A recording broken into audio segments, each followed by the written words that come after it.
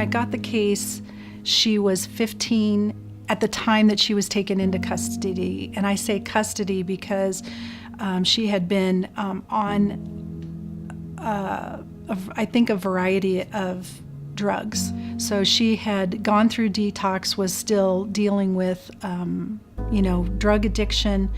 The story that I had learned from the case file was that her mother was a prostitute and homeless. I never really had the childhood I wanted. It was always partying around me. It was always drugs and alcohol. And my parents weren't really parents. My dad was never there. The very first time I met Ashlynn, I was looking over the case file, and I noticed that her birthday was on the same day as my wedding anniversary. So I stopped and I picked up a couple of cupcakes. It was her anniversary and my birthday, and she brought me a cupcake. And I don't know, I think that's what warmed me up to her, was because I was able to talk to her, open up, and she helped me out. She just brought that connection that I wasn't able to have with my mom, with anybody, because they wouldn't sit there and listen. Later on in the case, Ashlynn shared something that shocked me that I had not heard, and she shared that her brother had molested her when she was very young, and when that happens, you don't really know how to respond to it other than empathy. And when I tried meth, it was right after I moved in with my grandpa, after my brother molested me, so I was about 8, and I kind of did it because I ran to my mom for help, trying to get her to give me advice, help me through everything that was going on, and she wasn't there.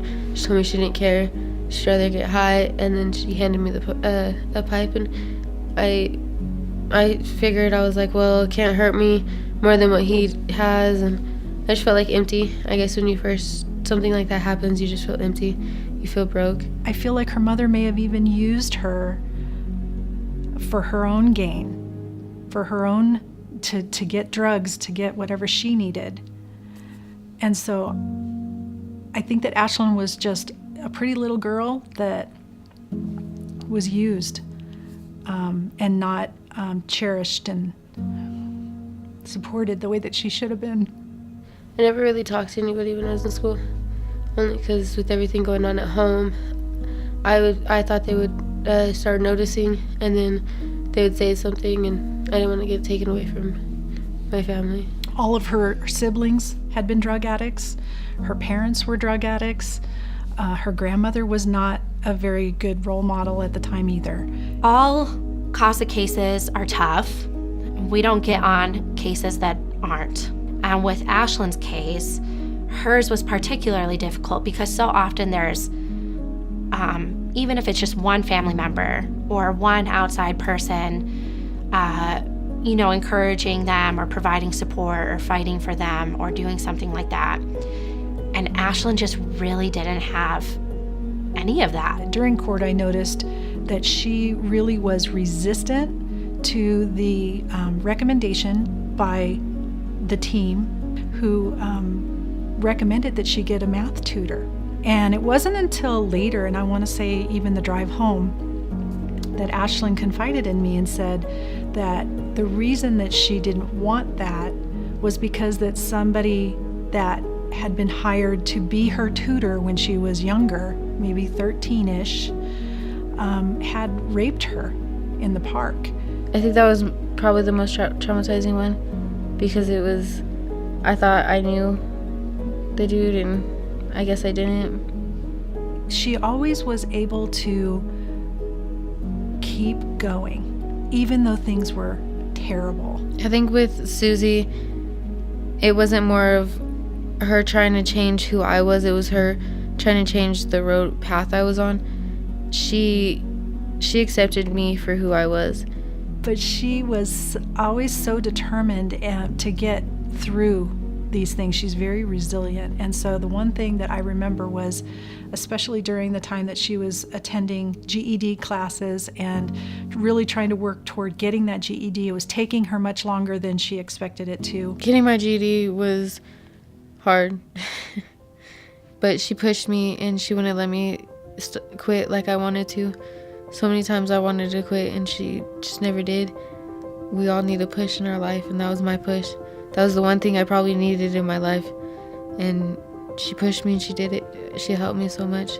Susie and I were just so invested in seeing her success and gently reminding her of what a great job she was doing, and other times just singing her praises when we knew that she needed to hear it. Within, I think it was like 3 days before the end of the time that she was going to be emancipated, and she called me and she's like, okay, I'm going to go take my test now, pray for me. And I did. And man, she called me afterwards, and I have never been more excited to just I was so happy. She said, I passed. And I was like, oh my God, so excited for you.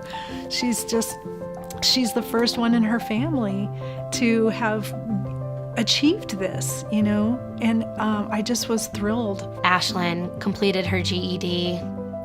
We were just over the moon doing a happy dance. I just remember the day that she emancipated out of the system, and I went to that hearing because I wanted to be there to celebrate that with her.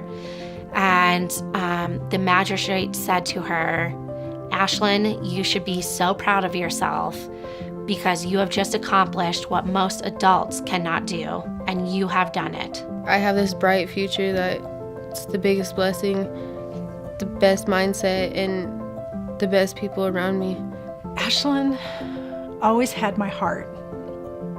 And I think, she needed stability. She needed someone to talk to.